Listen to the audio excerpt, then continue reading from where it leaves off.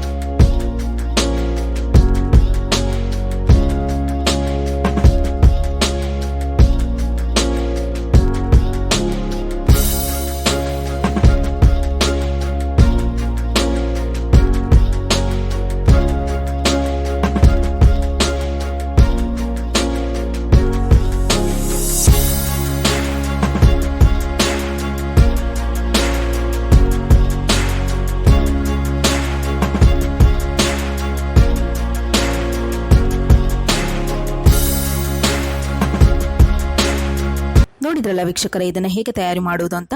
ನೀವು ಸಹ ಒಂದು ಬಾರಿ ಟ್ರೈ ಮಾಡಿ ಸವಿಯಿರಿ. ಮತ್ತೊಂದು ಹೊಸ ವಿಡಿಯೋದೊಂದಿಗೆ ನಿಮ್ಮೆದುರು ಬರಲಿದ್ದೇನೆ. ಅಲ್ಲಿಯವರೆಗೂ ನಮ್ಮ ಚಾನೆಲ್ನಲ್ಲಿರುವ ಬೇರೆ ಬೇರೆ ಅಡುಗೆಗಳನ್ನು ಟ್ರೈ ಮಾಡ್ತಾ ಇರಿ. ಧನ್ಯವಾದಗಳೊಂದಿಗೆ ಕುಕಿಂಗ್ ವಿತ್ ಬಟ್.